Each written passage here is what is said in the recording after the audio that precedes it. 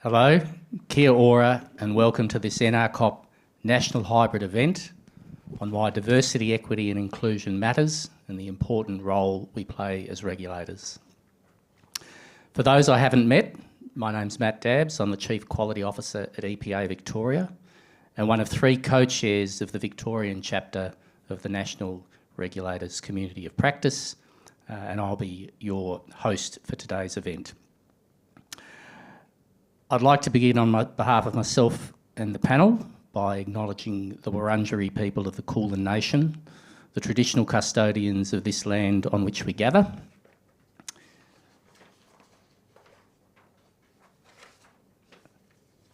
And pay my respects to their elders past and present, and all Aboriginal and Torres Strait Islander peoples joining us today. I'd also like to acknowledge the traditional custodians of the lands where all of you are coming from, and further extend my respects and acknowledge Maori as Tangata Whenua and Treaty of Waitangi partners in Aotearoa, New Zealand, and pay my respect to Maori in attendance today. We're coming to you live from Naarm, where we have a room full of engaged and enthusiastic regulatory nerds, professional regulatory nerds, keen to hear from a very distinguished panel. We also have an online audience of over 200 joining us from across the country and Aotearoa, New Zealand. Before I introduce our panel, a few points about the webinars. All the webinars are recorded and will be made available on the NRCOP YouTube channel. We'll be using the Q&A function in Zoom for our online audience to post questions for our panel. We'll be leaving a good chunk of time at the end for these questions. If you like the look of another question, you can upvote that question. If the live stream cuts out, please stay with us and the NRCOP team will be working in the background to rectify the issue and get the stream back up to you ASAP. If your internet connectivity drops out, we suggest restarting your connection and rejoining the Zoom webinar. Today in this session on why diversity, equity and inclusion matters and in the important role we play as regulators, the panel will be discussing the recent shifts globally in attitudes towards diversity, equity and inclusion. It is a more important time than ever to have conversations about why diversity in regulators is critical and why it's important not just for us as regulatory organisations, but to reflect, respond to and represent the communities that we regulate to deliver good outcomes. Now to our panel. Very pleased to introduce to you in speaking order, Dr. Niki Vincent, who commenced as Victoria's first Public Sector Gender Equality Commissioner in 2020 and was reappointed for a second term in 2024. She oversees the implementation of the Gender Equality Act 2020 and plays a key leadership role in promoting gender equality in the community and workplaces. Welcome, Niki. Meena Singh, also with us here in the room, is the Commissioner for Aboriginal Children and Young People in Victoria. She's a Yorta and Indian woman, born and living on the land of the Kulin Nations.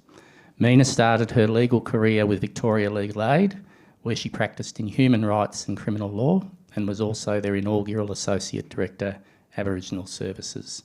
Welcome, Meena. Joining us online, Kelly Wood, Assistant Secretary, Regulatory Reform, Department of Finance, Australia. Kelly is a thought leader in whole of government regulatory policy practice and performance, focused on modernising Australian government regulation through a framework fit for purpose regulation that empowers regulators and policymakers to continuously adapt to emerging opportunities and risks through the regulatory life cycle. Welcome, Kelly. Finally, last but not least, joining us from the NT is Jeswynn Yogaratnam, the Northern Territory Anti-Discrimination Commissioner, who has an unwavering commitment to advancing equality of opportunity and eliminating discrimination. His career spans law, education and advocacy, reflecting a profound dedication to human rights and social justice. Welcome, Jeswynn. You can find all of our guest speakers' full bios on the ANZOG website. So without further ado, I'm going to hand over to you, Niki. Perhaps we could start with your perspectives on why diversity, equity and inclusion matter for regulators and organisations in general. Thank you, thanks. I also want to acknowledge that we're on Wurundjeri land. Here in Victoria, we're leading the way both in an Australian and in an international context when it comes to gender equality in the public sector. So why does it matter? Well, put quite simply, it's the right thing to do. Almost no one disagrees with that people should have equal rights and equal opportunities anywhere in the world. And yet, even in the 59 countries of the world where women are now more highly educated than men, there is still a pay gap of nearly 40%, so 39% in favour of men. And in Victoria, we know that women are still underrepresented in leadership and in key occupations because of structural bias, recruitment practices and gender stereotypes around the types of positions women should hold. Our data at the Commission actually shows this, and there are big pay gaps in favour of men in every single occupation and every single industry in the public sector. Even occupations where women predominate, so administration and clerical roles, caring professions, still have pay gaps in favour of men. And the health sector, which is 77% women, has the highest pay gap of all at over 30%. So it's still an issue. Women experience much more workplace sexual harassment than compared to men. Women are almost 8 in 10 parental leave takers, and their leave lasts up to 14 times longer than the parental leave that men take. And when we add in the concept of intersectionality, we see how sexism combined with racism, combined with ableism, combined with ageism and heteronormativity has notable compounding impacts on people, on their career progression, on their financial stability, on their well-being. While our data shows that the total remuneration pay gap in Victoria in the public sector is 15.6%, women with disabilities, culturally and racially marginalised women, for example, have much bigger pay gaps when compared to non-CALM men and men without disabilities. And there are also pay gaps with men with disability and culturally and racially marginalised men, and these men in general earn more than non-CALM women and women without disability as well. So younger women, women with disabilities and LGBTIQ plus people experience much higher rates of sexual harassment. As an example, a woman with a disability experiences sexual harassment at twice the rate of women without disabilities. Only 5% of women with disabilities are in senior management roles compared to women without disability at 7%, men without disability at 9%, and men with disability at 9% and men without disability at 13%. So you can really see the compounding of gender inequality there with disability discrimination. We need to acknowledge that even if we value fairness and equality as individuals, we operate in systems and structures that perpetuate inequality. And in the past, and actually still currently, efforts focus on fixing women, putting women through leadership programs, mentoring programs, training, career development, as if the problem was with women. But no amount of training or mentoring or career development is going to fix that gender asbestos that is built into the walls, the floors, the ceilings of institutions and organisations, and into the behaviours and practices within those organisations that requires structural change and innovation. So that's the fairness argument, but there are other good reasons as well.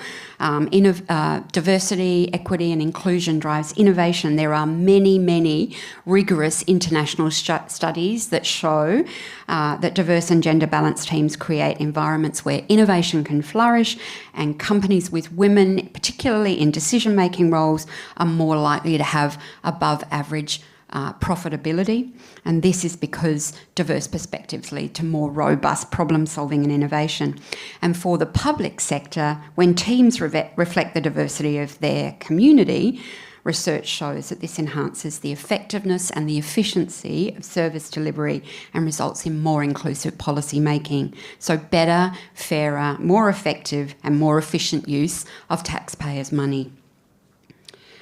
Striving for intersectional gender equality then is not a nice to have or an add-on, it's absolutely core. It's critical to achieving positive cultures, creativity and innovation. And that's why in Victoria we've made it the law. And I'm sure all of those of you in the room who are from Victoria know this, that Victoria has the Gender Equality Act.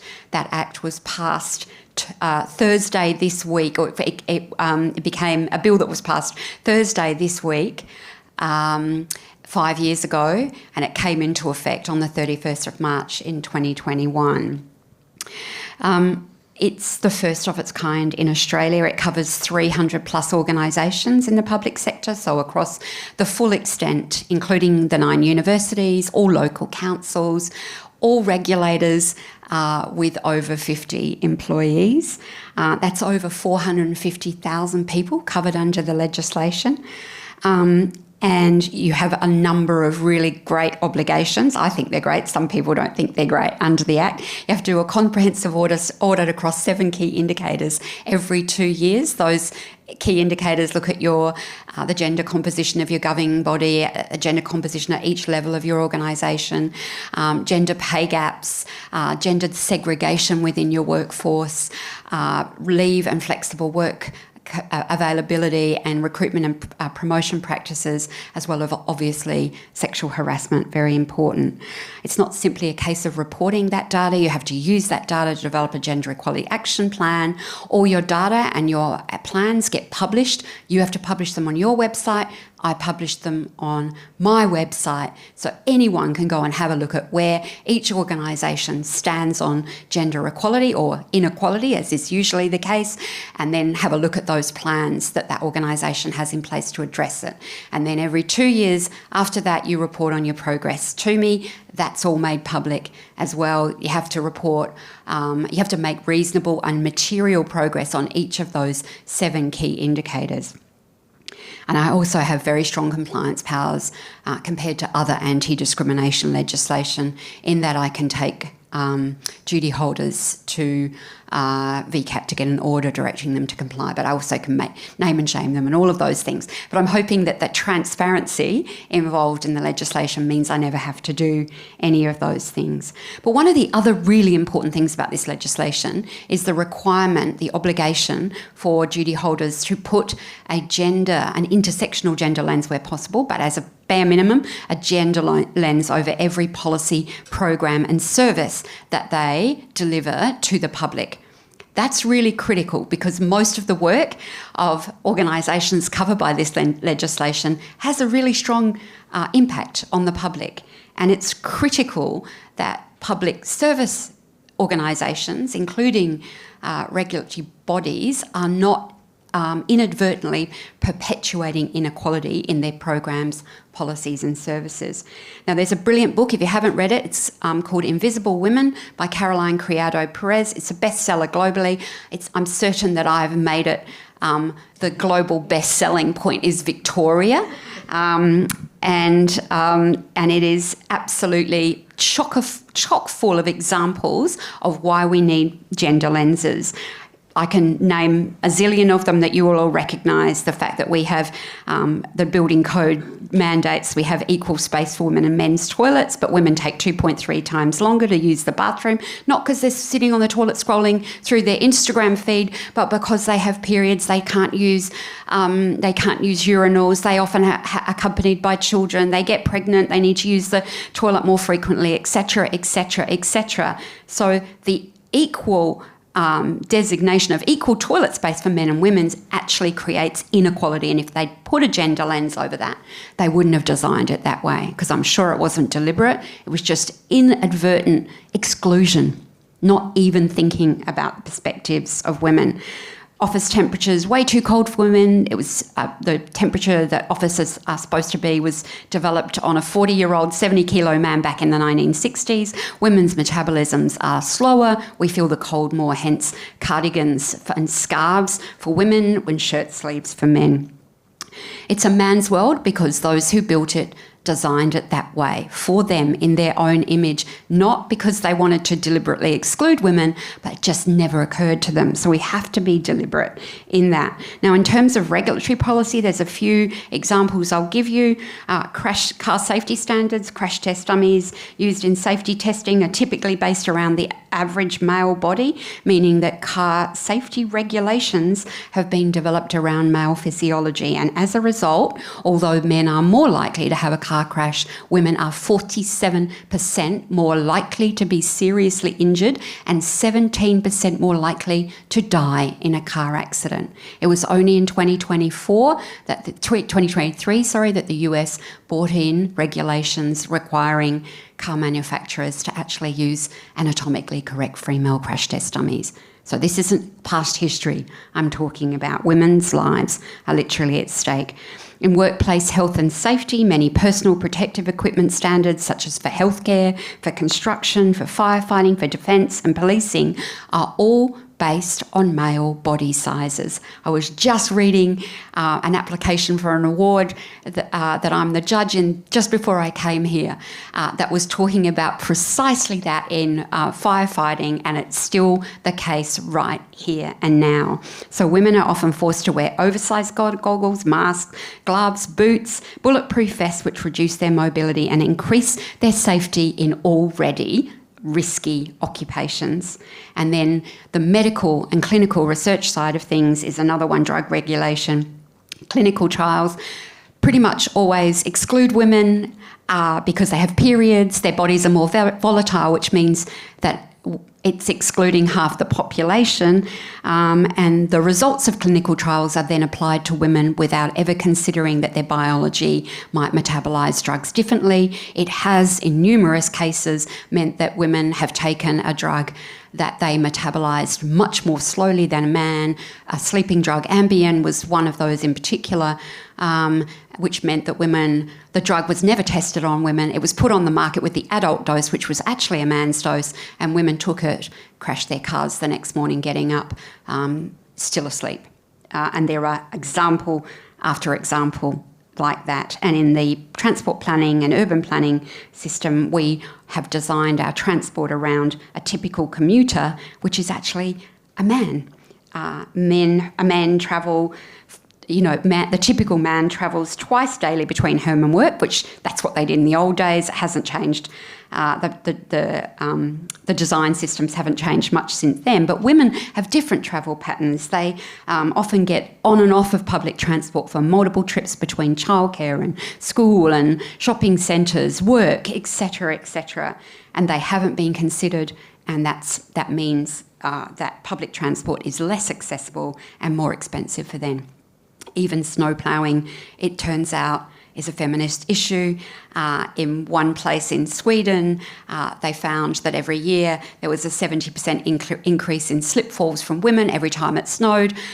They took out the snow ploughs, cleared the main roads first, then cleared the side roads. It's the side roads that women were using, particularly when pushing children or walking with children or cycling. When they reversed the policy and cleared the side roads and footpaths first, the slip falls for women went down dramatically, and there was no uptick in car accidents because it's actually quite easy to drive through a few centimetres of snow in a heavy vehicle. So you can't even know what's going to have a gender impact before you actually put that gender lens over it. And as I said, it's not a conspiracy to exclude women, it's just unconscious and unthinking exclusion. And unless we crunch the numbers and take positive steps for all of our policies, programs and services, we might inadvertently be perpetuating that inequality. So I hope I've convinced you it's really important, and thanks very much. Thanks, Niki. Lots and lots of work still to be done. I think the term gender asbestos is going to resonate. That was an Elizabeth Broderick term. I have to credit her with that. That's a great and evocative term. Meena, if I can go to you next, please, and perhaps start with your perspectives on the importance of relationships within and beyond our regulatory organisations. Thanks, Matt. I'll also take a moment as part of my cultural protocols to acknowledge that we're on the lands of the Wurundjeri people, pay my respects to elders past and present, and acknowledge wherever we are on this continent, so-called Australia, we are on Aboriginal land over which sovereignty was never ceded.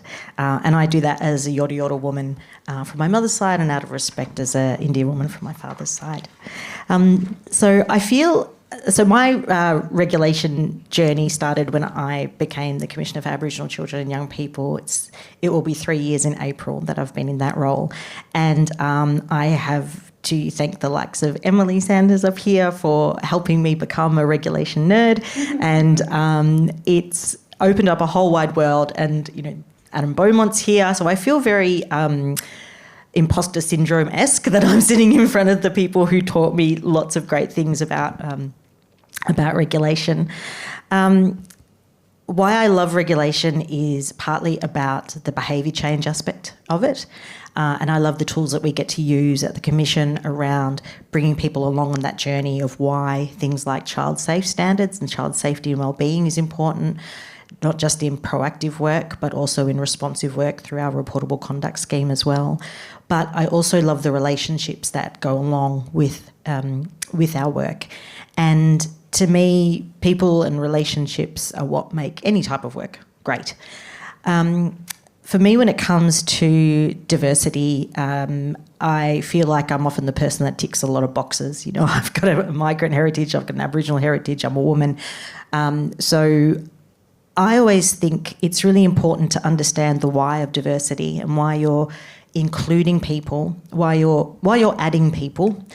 And if you're not then including people in your processes and your systems, and then using that inclusion to then influence your processes and systems, you're really missing the point of why diversity, equity and inclusion is really important. Ultimately, I'm really interested in changing the systems that we utilise for a whole range of reasons, including that a lot of our systems don't actually work for a lot of people who don't identify as a particular identity, namely white, male, middle class, moneyed, you know, having able-bodied, cisgendered. If you don't fit in that small category that has, been the category that has made so many decisions and laws and world-changing events, you find those systems really, really difficult. And also in understanding why diversity, equity and inclusion is so important is to understand and break down that term that Niki referred to about historically marginalised people. You know, groups of people just aren't on the outer just because. They're on the outer because they've been deliberately processed and put there. They've been deliberately excluded from the centre. And so when we talk about diversity, equity and inclusion, it's really important to think about what are we challenging as the centre. When we talk about always adding other people, bringing people in who are diverse, what does that actually mean in terms of what we're bringing people into? And so that's what I'm really interested in. I'm obviously a First Nations woman. I'm in a role that is specifically about Aboriginal children and young people. I'm very much interested in how do we create systems that work for everyone. And so I'm really interested in how do First Nations organisations over whom we have regulation roles, how do they experience our regulation style, our regulation approach? And for us as a co-regulator with 5 other regulators for child safe standards, how do they experience us en masse? Because a lot of Aboriginal organisations could have a relationship because of the way they operate and the way they work with many co-regulators at one time. So it's really important that there's a two-way relationship, and that we're understanding not only how do we come in to regulate an organisation, but how is an organisation experiencing that? And an organisation is only made up of its people. So how are the diversity of people in that organisation experiencing us? And how does adding diversity, including diversity and allowing diversity to influence us mean that we can be better regulators and that we can actually take that black letter law regulation? We might think the law is not unchangeable, but we might think, we work in really rigid things. You have to do this, you have to comply with this. That might stay the same, but our practice of how we bring people into these spaces and how we bring people on board is really where diversity, equity and inclusion can shift how we engage. And it tells us that there's more than one way to do regulation. There's a multiple of ways to engage.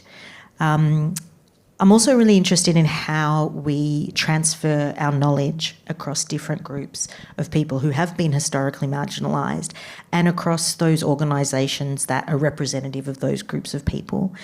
At the Commission, it's funny that age isn't talked about so much in terms of diversity, which is really kind of wild because we're all, hopefully, fingers crossed, if we're privileged and lucky enough, we're all going to get old.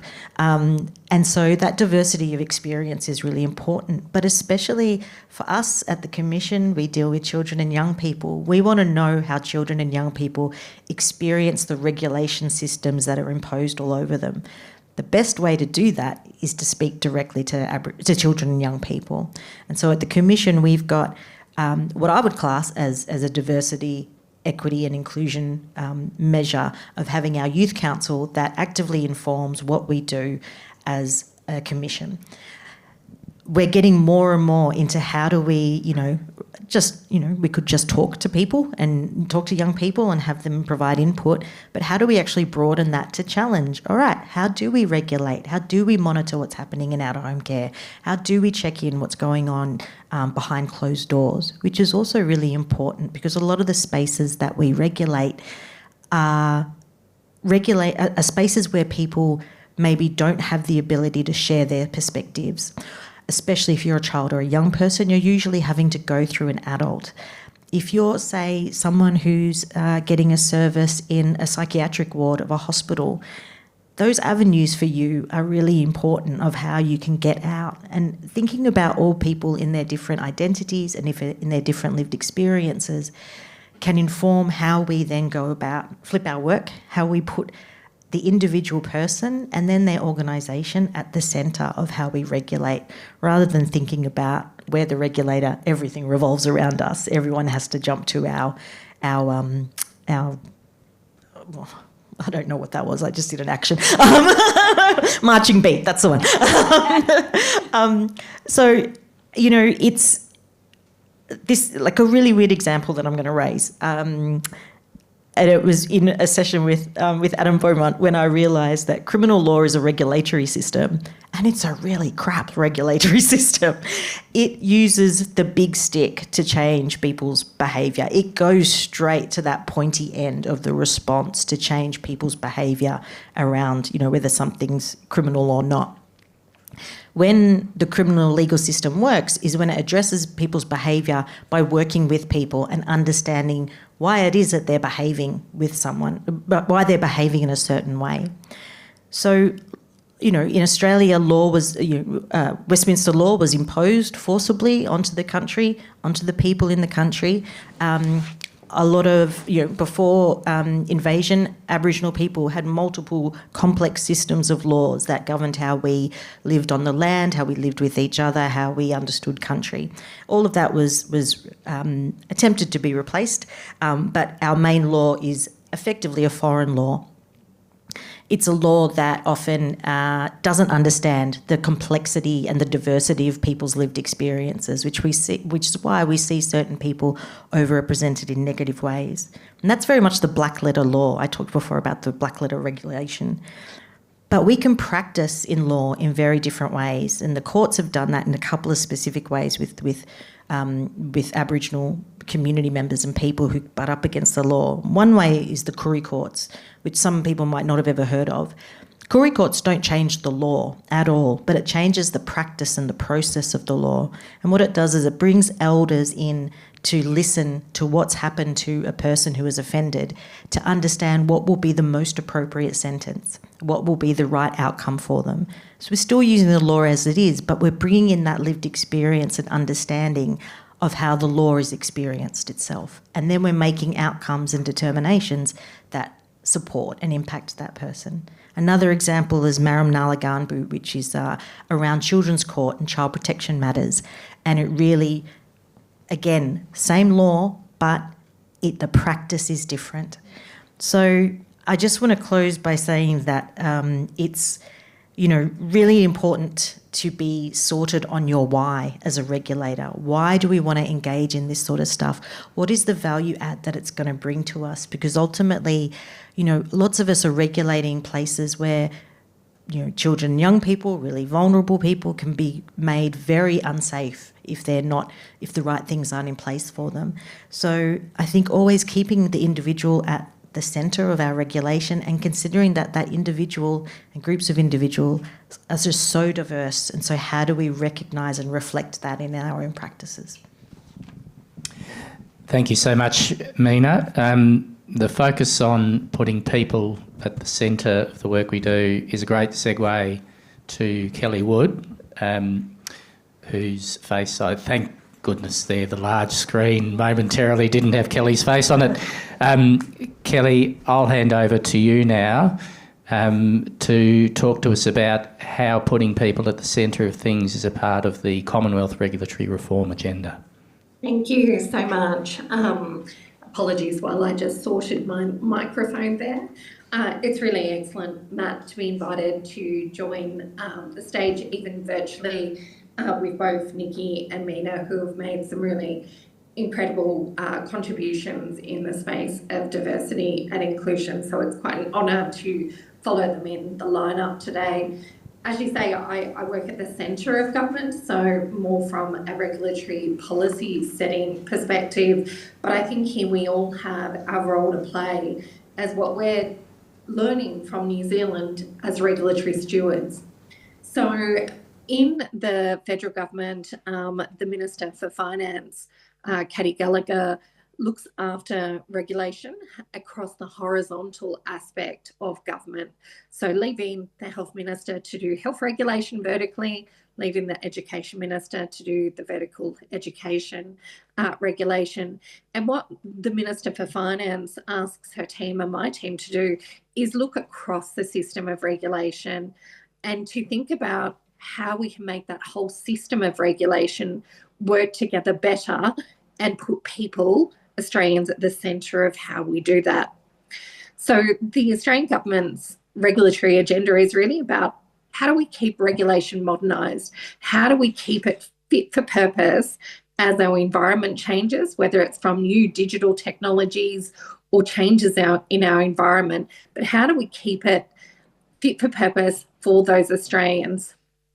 So in the Department of Finance, I work in a branch where we really help to bridge the gap between our regulatory policymakers and our regulators and with government.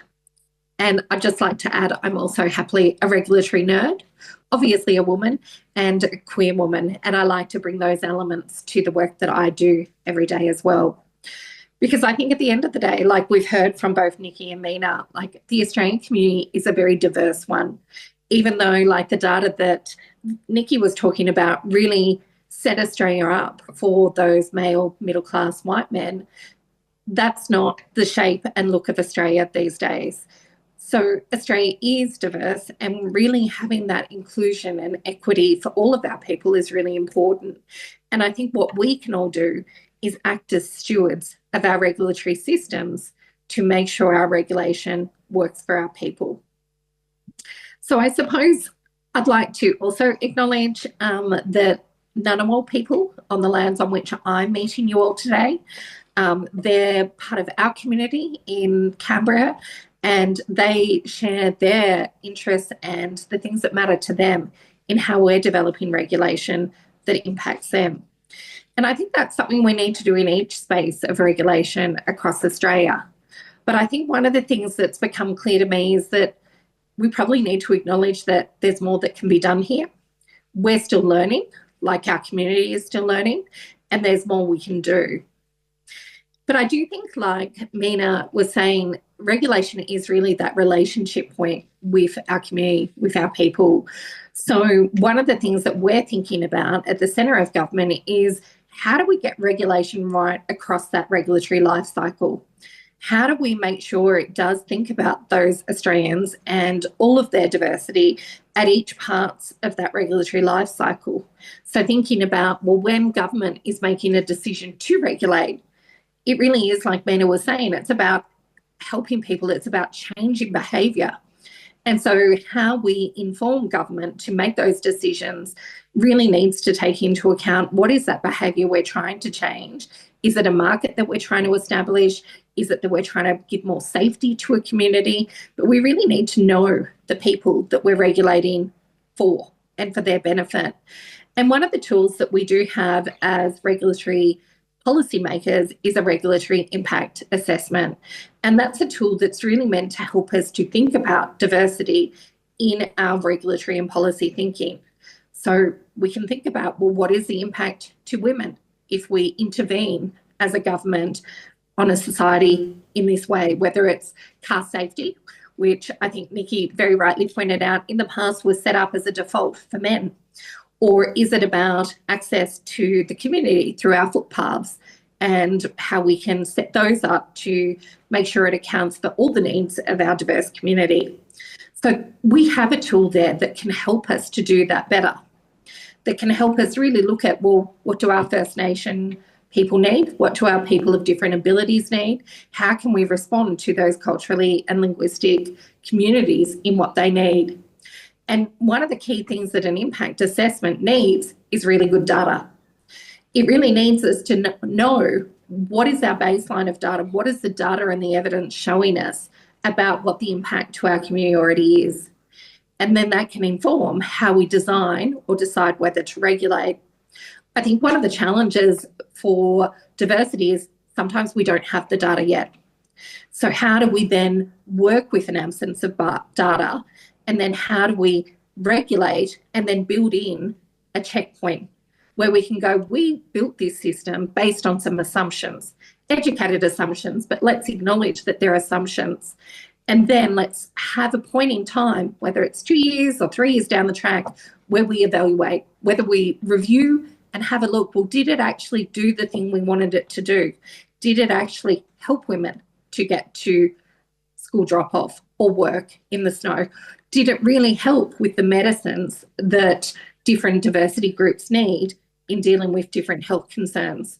And that's where, as those regulatory stewards I was talking about, that we can really be those stewards to the systems. And hopefully, although I think, Meena, you're quite right, law's hard to change. But I think if we can keep a pulse on the starting point, how regulation's actually affecting people, then get the data on the evaluation, we then have a better chance of changing it to keep it fit for purpose, keep it changing as society changes or as we have the information to help us to do better. So I think that's the power of the data, that's the power of the regulatory life cycle, but it's our obligation, I think, as stewards in these systems to really make that difference. And as regulators, if you're a practitioner in regulation, to really be giving that feedback to your policy agency, to really be telling them what's happening on the ground. What is the impact to your First Nations? What is the impact to young people or our elders? Or what is the impact to women? Because sometimes we think we know what the impact's going to be, and then what happens in reality can be quite different to that theory. So you're that, front line, you can see what is actually happening for our communities. And I think that is such an important source of information to give back to your policy agencies and to give back to government so that we can keep a pulse on what is happening for our community. And I suppose just going to what we're trying to do at the Commonwealth level is we've put out a framework on this concept of stewardship and the regulatory lifestyle cycle to think about, well, what does government want to deliver for the people of Australia? And it really talks about, well, what is that fit for purpose regulation? And I think the things that we've got in it won't surprise you, really. It's about using data and evidence. It's about being user-centred. It's about targeting the needs of the community that you're regulating for. It's about being reflective of this digital era that we live in. And then it's really about keeping that continuous improvement that I was talking about and making sure we keep an eye on what are we actually delivering for Australians. And I think when we're talking about that user-centred approach to regulation, that's really where we can put diversity and inclusion front and centre in what we're doing. We can do that at the regulatory decision point, we can do that at the design point, and importantly for many of us on the line and in the room, we can do that at the delivery, at the front line, which really at the end of the day is about really good customer service. We can think about, well, what do our people like in terms of how we actually talk to them, how we actually make sure it's accessible to different needs. And we can think about different vulnerabilities and needs as we do that on the front line. So I think that these are some of the really important things that we can do from the centre of government, and where we bring together the regulators, the policymakers and government to really meet the needs of our community. And I suppose I just wanted to sort of finish off by talking about, as a member of the Pride community, I think, you know, taking my own understandings of that community, I have the opportunity to bring that to bear on the work and the thinking that I do every day. And I think hearing Meena and Niki, talk about what they're doing in their work every day, their lived experience is front and centre for what they're bringing to their roles as well. And I think the more we can be representative of the community that we work for, the more we can do that. So thank you so much for including me in this discussion today. Thank you so much, Kelly. Geographically, at least now, perhaps as far from or very close to as far from the centre as we can go.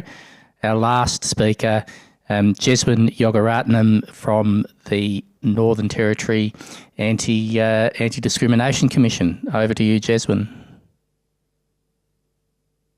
Thank you, Matt. Good afternoon to all the NZOP NRCOP community in Australia, and kia ora to all the communities in Aotearoa, New Zealand. I think I found my tribe when you mentioned the term nerds, because that was very much my journey throughout school. So feeling very comfortable here. So as a Sri Lankan descent, Malaysian-born queer man, DEI has really been central to my curiosity of where I belong at the workplace and in community settings. So to this extent, I feel very privileged to be streaming from the beautiful saltwater country of the Larrakia people, a place where I've resided intermittently for over a decade, a place that has taught me the value of DEI, the success, the struggles, and the significance of DEI, and to which I'm eternally grateful, and which I acknowledge the traditional owners and custodians of the land here, past, present, and rising. And to all of you from other jurisdictions and other countries, I acknowledge your contribution in this space. I also want to acknowledge the lived experience of those of you listening in who have struggled with your own DEI challenges. You are not alone. So DEI matters. It matters, and coming from the Anti-Discrimination Commission, 27% of our complaints handled here from the previous financial year come from the First Nations communities. So DEI matters and continues to be important to our commission as we strive towards achieving this equality of opportunity and what I call substantive equality for all Territorians, especially when we have percentages like 27% of complaints coming from 30% of our population, First Nations people. So where I'd like to go in terms of answering this question of why diversity, equity, and inclusion is to share some of the literature that I have read over time that has given me some insight. I've recently come across a really good article which will be shared with you online here. It's called "The Legal Landscape Around DEI is Shifting, Your Messaging Should Too." And the punchline from there really is talent is everywhere, but opportunity is not. And DEI closes the gap. And that's what we need to think about. That's why we need to harness more DEI policies within our organizations and think of how best we can socialize it. DEI addresses stereotypes, how we think, biases, how we feel, and discrimination, how we act, directed at others, at oneself, based on a range of protected attributes. And at the Northern Territory Anti-Discrimination Commission, we have 24 protected attributes in 7 areas of activities where discrimination can occur. And with all the NHRI commissions, as you know, what's common in terms of these areas of attributes where discrimination occurs, it's race, sex, and disability. So really, DEI removes barriers that prevent disadvantaged groups from competing at a level playing field. And we here in Australia go by that principle of fair go. And so we need to sort of protect the ideas and principles of DEI within the structures of where we are functioning. DEI enables people and of all identities and all backgrounds to feel welcome and to do best at their work. So where are the barriers here? I think my observation is that the barriers lie in the lack of understanding of DEI value, the lack of, and the misconception really of DEI, because we tend to pigeonhole DEI in the context of recruitment, promotions, training, when in fact what we're trying to achieve with DEI is really that organization shift in culture. So there's better understanding about the intersectionality, as what Niki had mentioned earlier, of the broader community that we live in. So Kimberly Crenshaw, and many of you who know her work, she coined the term intersectionality almost 3 decades ago, and I extrapolate that term into the context of DEI here. It's basically a lens, a prism for seeing the way in which various forms of inequality often operate together and exacerbate each other. We tend to talk about race inequality as a separate form of inequality based on gender, class, sexuality, or immigration status. What often is missing is how some people are subject to all of this, and the experience is not just the sum of its parts. So let me just take now a snapshot in terms of global to NT perspectives here.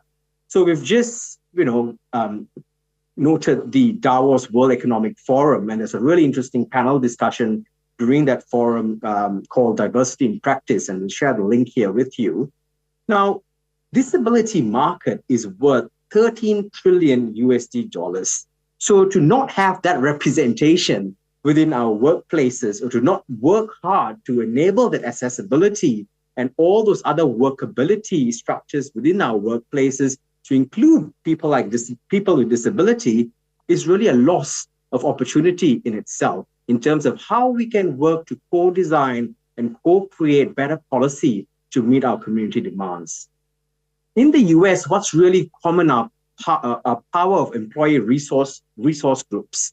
The power of employee resource groups are really these committees that we set up internally in our organizations, like the D&I committee, etc. Now, in the US, however, and if you look at the Fortune 500 sort of companies, almost 90% of them benefit from these employee resource groups because they add that internal value of the organization in terms of how all those discussions or all those systems that need to be improved come from the employee resource group. And in Australia, where I've worked before, what I've noted is the significance of those groups in terms of improving or contributing towards reform or policy agendas that we are trying to reform within our organizations, but also in terms of how we respond to submissions moving forward. In the Davos World Economic Forum, what was clear is that DEI leads to better growth in diversifying our supply base, in terms of reaching out to those emerging markets, the people that we have left out. And that's why it's really important to hold strong to these principles. It's really that responsibility to re-earn that license that we perhaps lost because of loss of faith or lost in translation in terms of some of those policy settings. But importantly, DEI is also important because of the role modeling leadership that we as regulators have, but also leaders in other organizations, from just political correctness to actually clear action. And you learn a lot more about this if you listen to that wonderful sort of panel session called Diversity in Practice. But where are we now also globally?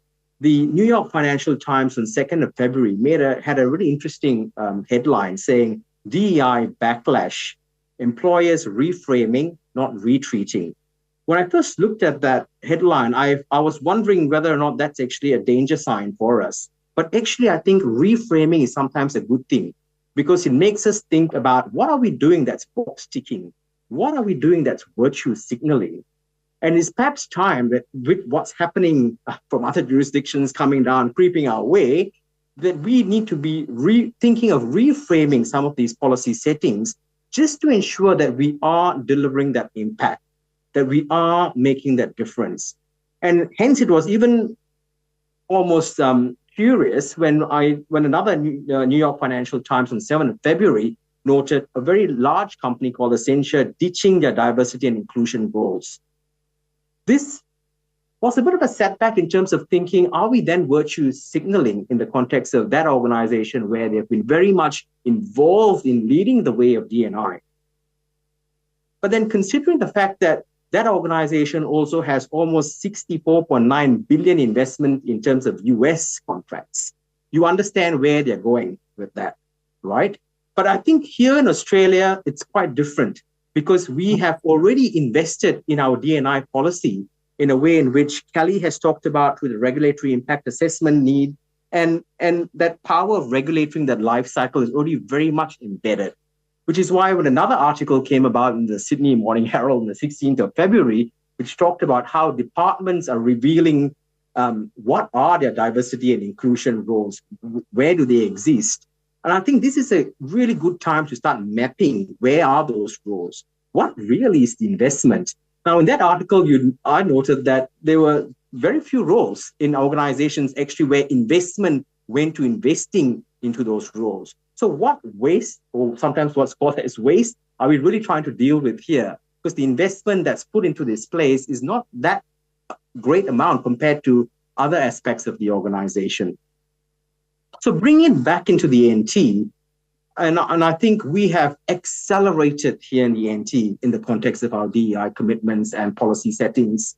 The Office of the Commissioner of Public Employment, and I'm sure in other jurisdictions too, has done a great job in terms of embedding inclusion policies through their code of conduct, which runs through all government agencies throughout the Northern Territory. They've also embedded some of the policy. They've also embedded some of the positive duty reforms that our commission has, is involved within our authorization environment. NT Work Safe in terms of, embedding psychosocial hazards and working that through the organization in terms of dealing with things like sexual harassment at workplace, has also embedded positive duty obligations or positive duty guidelines. The Anti-Children's Commissioner and Meena, as you've mentioned earlier, has done a great job in terms of advocating, but also seeking that voice from children, that other diversity group, as an important feedback in terms of the evidence base that we need to push forward with policies that will work and will have impact and will actually make a difference to that child. Even the Anti-Police Commissioner now, through their resilience team, are building the anti-racism strategy framework. And what's interesting about that space is that they are also looking at how to increase Aboriginal police officers within the system. So there you go. There's already a DI&I policy setting in the making through these frameworks. And here at NT-ADC, we are really busy in terms of trying to roll out the positive duty ambition, where we are advocating and trying to co-design and co-create strategies with the diverse stakeholder groups so they can become peers and support themselves for their own inclusion strategies with clear knowledge that we are all coming from different resourcing backgrounds, but also at different maturity levels in terms of our journey in positive duty. Now, what I also just want to share is the fact that DEI fosters a sense of responsive regulatory practice because it enables us to connect with those community organizations that really enrich our own insight to the way in which we need to policy make or respond to certain, in our context, the way in which we assess discrimination issues. it really shifts that regulatory burden and allows us to become better regulatory stewards in relation to dealing with some of those issues in our decision-making process. Importantly, we need to understand that DEI is not a formula. It is a tool. It's a tool of inquiry. And in a previous NZOG session where there was a really interesting discussion with Professor Veronica Taylor from ANU, where he talked about the better ways to assess regulatory impact, Reg Value 1.0. These are sort of tools we need to start developing and embedding within organizations so we can get that data that Kelly was talking about, that Niki was talking about, and that also Meena mentioned earlier. So it's really important that we look at D&I as a framework for inquiry about organizational identity. And it's important because we need to sort of apply this more human-centered approach in terms of applying some level of introspection that we are collectively shifting our consciousness as opposed to isolating it and to fit in. And this was a really important point that I took, that I observed when Maria Dimopoulos from the Diversity and Inclusion Sports Alliance shared that comment in a previous forum. So the socially constructed identity groups where people are given space and their lived experience are validated is what DEI is all about, really. And for those who are regulatory nerds, the work of Professor Emeritus Professor John Braithwaite and his work in responsive regulatory theory, I think is one to be revisited many times again in relation to how we can use that form of theory in terms of addressing our DEI priorities within our organizations. Now, moving on, perhaps just another quote that I really like from Simon Sinek, where he says that when people are financially invested, they want a return, or when people are emotionally invested, they want to contribute. And what DEI does is it provides that ability to contribute because it makes the organization become more emotionally intelligent. And that's a gift of DEI to then shift that culture within the organization to drive what I call innovation. And this is the other reason why we need DEI, because it helps with moving innovation within organizations, because you have other views that come to play in terms of shifting thinking, but also building on what's already there. Now, in terms of moving to my concluding points, I think DEI has a really effective way of dealing with connective thinking. And I take the theory of connective thinking from Tyson Yunkaporta's book called Sand Talk, where we talk about the way in which we develop connective thinking methodologies through the systems that we embed. So, for example, at the Anti-Discrimination Commission, with our positive duty obligations, we have 5 minimum standards on how we would like to see organizations reach its positive duty performance. That creates a sense of connective thinking within the organization and a broader ecosystem and reach to all the other organizations that are becoming part of that positive duty role modeling organization moving forward. Importantly also is that social technology, and I look at, again, using Tyson Yunkaporta's sort of terminology, the social technology of DEI within organizations allows us to engineer these systems so we get to the right story as opposed to being following the path of the wrong story. Another book to just throw into, because we're all nerds here, is the work of Atomic Habits, where we're trying to sort of bring in those small changes, marginal aggregation of small changes, which DEI allows us to do in the context of shifting the thinking within the organization through either learning and development, comm strategies, reporting and response mechanisms, and as what Kelly mentioned earlier, continuous improvement. I perhaps end by making another reference to a person that perhaps inspired my thinking, and he's Toby Hall, the former CEO of St. Vincent's Hospital and Mission Australia, where he, extrapolating again from what he was talking about in a thought leadership session, he says that people being people, and I just repeat that, DEI, to my mind, can make people being better at being people. And I repeat that. DEI can make people being better at being people. It gives us permission to care. Thank you. Thank you, Jeswynn. Beautiful note to conclude on, and a great segue to the first of the questions that we'll take from our online audience. And we're running a little bit over, folks, and we'll see how much margin we have with that. But the question is, often organisations are only interested in meeting DEI obligations because they're required to and are punished if they don't comply. What role do regulators and policymakers play in changing hearts and mind around DEI and getting organisations to change their why? Niki, I must admit you were the first of our speakers that came to mind, but it'd be great to hear from everyone.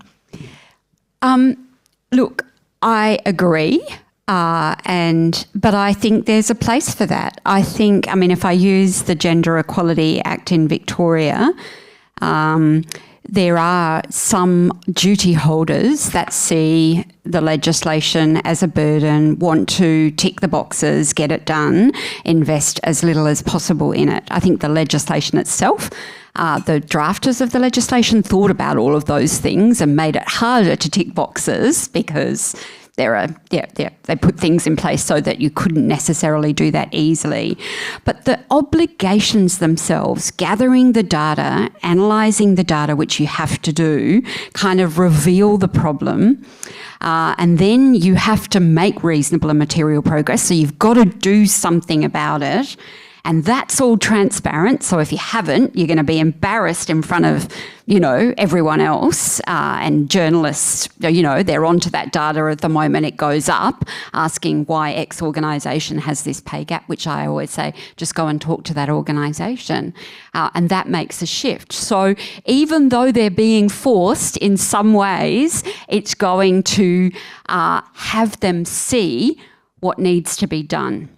And with the gender lens over policies, programs and services, that's something that is something that a skill that has to be developed right across the organisation, wherever policies, programs and services are being developed. And once you put that gender lens over things, you can't unsee what you see there. So that's the secret weapon, I think, in terms of the mind shift. I think there's a lot of secret weapons in there, forcing people to have that data, have a look at it, do something about it, and then put gender or intersectional gendered lenses over things. There's a shift that I think will happen regardless of whether some people feel like they're being dragged kicking and screaming to comply. Meena, do you have a perspective on that one? Yeah, I'll use the example of child safe standards, and in particular child safe standard 1, which relates to child safe organisations establishing a culturally safe environment for Aboriginal children and young people, and also to respond to racism. And you could look at that and go, well, that only applies to a very particular group of children and young people. And, lots of the complaints, requests, queries that we would get at the Commission about it is, well, we don't have Aboriginal kids. Why do we have to do this? All the reasons under the sun out to, we just don't want to. And what I've realised as I get older is lots of people work and are in organisations for lots of different reasons. Not everyone is working in child safe organisations all for the same reasons. We would be very kind of Pollyanna to think that everyone's here to, look after kids and put them front and centre. No, some people just want to make a profit out of their business, And so it taps into that idea, that contrast that Jeswynn said about, the financial input. What's the output that we're getting as compared to the emotional investment. What I always talk about in that sense is about when it comes to cultural safety, it's not just Aboriginal kids that benefit from it, it's all kids, because of the values that underpin cultural safety around inclusion, around understanding and respecting difference, around how, children and young people can engage with one another. There's a whole range of things that support children and young people. So I think making that connection with, and the other side of it is supporting people to understand a how and the process that they might engage on. But I think for people, it's really, in lots of ways, they're engaging with a very different, very new way of thinking. And they're being asked in lots of ways to pause their own reality and to step in the shoes of someone else and to understand how someone else is experiencing things. So I think when you support individuals and organisations to do that, you can get around or you can get some way to those, oh, no, I'm just totally averse to this sort of measure. Yeah, and Niki, to your point, doing our work at EPA around establishing and implementing a gender and equity action plan forced us to confront the gap between how good an organisation we thought we were with how good an organisation we actually were and the work we needed to do. And that came through the data and the conversations. That's a common experience. Yeah. And we have some great people working in that space as well. There's a question that I think is on the tip of many tongues, and there's various different versions of it around. But clearly the current period is a confronting and chilling period. We can see what's happening in the United States, and we can see echoes of it in public discourse and political commentary here in Australia in the last few months. What does this mean for the work that we're all trying to do in this space? And Jeswynn, can I start with you on that one, please? Thanks, Mark. That's a really good question. And I think we need to hold space for what we're already doing and the great work that we're already doing and hold that line. Because if not, then, very quickly we get stifled and we tend to buy in to that other narrative that's creeping in to our space. So as regulators, we need to hold that line and keep that messaging strong, that advocacy strong in terms of why DEI. Look, the jurisdiction from where this is coming from, if we were like that, we would still have our gun laws and would not have Medicare. So, Australia is different. And I think we've far accelerated in this journey of protecting DEI in all our policies as regulators. And the hope is that also stays with the businesses and organizations. That yes, there are perhaps contractual financial values that could be affected, but how can they negotiate that as part of their contract and negotiating settings in that environment? We know some of these big organizations have their ESG frameworks to begin to manage. The S factor, the social indicator, is one that they should not give up too easily in terms of the bargaining chips with other jurisdictions that don't see DEI as important. Thank you. Kelly, as a proud woman with lived experience at the centre of the Commonwealth regulatory reform agenda, what's your perspective on the way this discourse and narrative is unfolding nationally and internationally now? Yeah, great question. Can you still hear me okay? Very well, thank you. Okay, great. Yeah, look, I think it's fair to say a lot of us are watching the news. We're seeing what is happening. I think I agree. We need to continue to hold that space. And I think we need to continue to let the evidence and the data tell the story, because when you look at the outcomes of boards and businesses who have greater gender representation, to just say one indicator, you lead to greater outcomes in terms of the financial stability and drive for those companies.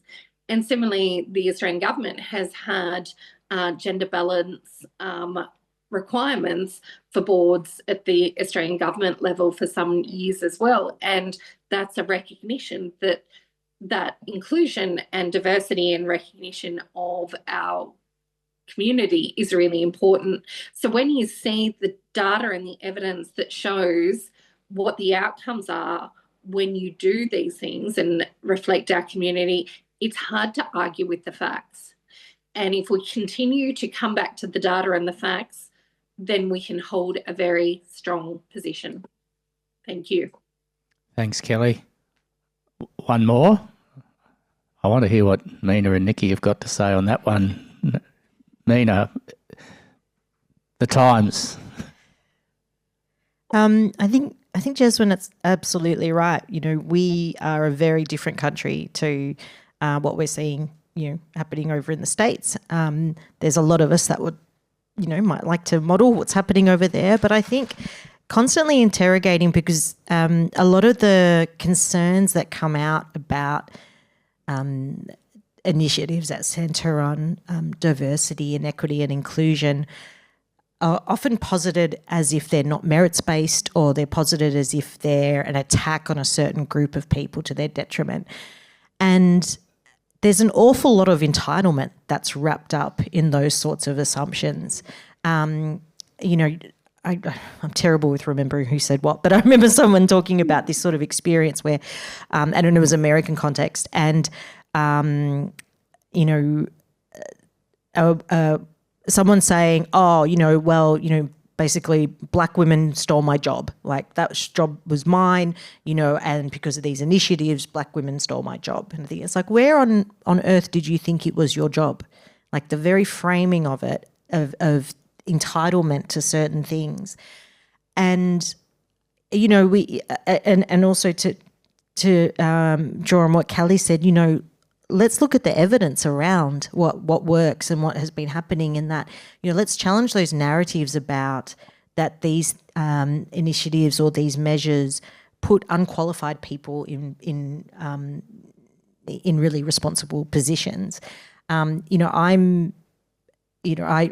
when I started my law degree, I was in an identified role. I had the opportunity of being Indigenous article clerk to start off my legal career, and all that, you know, my process of going through of getting an interview, of, you know, I still had to be a lawyer. I still had to have certain experiences. I still had to have certain skills to be able to get me over the line. But what that role was acknowledging was that historically Aboriginal people have had these barriers, formal and informal, that have presented so many being able to get an education, let alone getting to law school and so forth and so forth. So those sorts of, you know, ideas of that people who are just in a role because of, you know, because the colour of their skin or how they identify or whatever, you've got to challenge those sorts of narratives.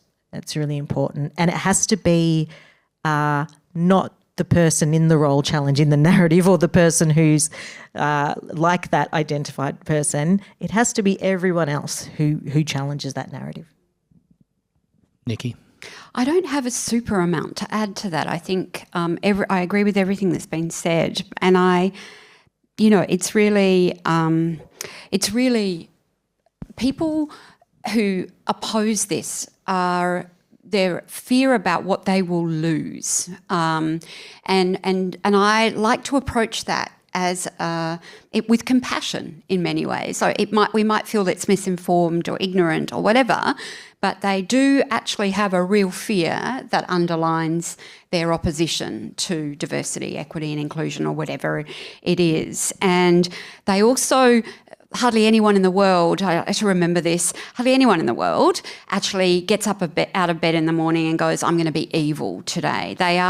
We are all generally the heroes in our own story. And so approaching them, our opposition, as evil isn't going to get us very far. So I feel like we have to appreciate that their fear of loss is real, recognise that and approach that with as much compassion as we can muster, not screaming and yelling at them, because it won't work any more than them screaming and yelling at us about why we're in the wrong. They fully believe that the world should be the way that they see it, just as we do. And so I think that's I've been talking to my team about this, that's the approach we should try to take as much as we possibly can, bringing compassion, listening, allowing those conversations, making space for those conversations, because when people are allowed to speak without fear of condemnation and shame, they're more likely to also listen to voices that are different to theirs. Now, that's not going to work with the far extremes at either end. But where that movable middle is, that 65% of people that the data shows their minds aren't made up on this, that's the approach I think we really need to take right now. It's going to be rougher over the next 4 years, I think, and we've all got to be prepared for that. We also need to, I think we don't do enough, and Julia Gillard's mentioned this a lot, have talk about how diversity, equity and inclusion, or the lack of it, and gendered stereotypes in particular, impact men's well-being, men's lives, and the roles that they feel they need to play, which mean they have higher suicide rates and get to spend less time with their kids, get rejected for parental leave more often, get rejected for flexible work more often. So I think all of those things are important to emphasise as well now. Thank you. It's a great summation point, and I'm being given the signal. Folks in the room, we'll still have a little bit of time, but for those online, unfortunately, that is all that we have time for today. If I can ask you to, again, thank our panel for some amazing insights and perspectives. As mentioned, you'll be able to find the webinar on the ANZOG NR COP YouTube channel. But for now, thanks very much for joining us. And that's us for today, online at least. Thanks, folks.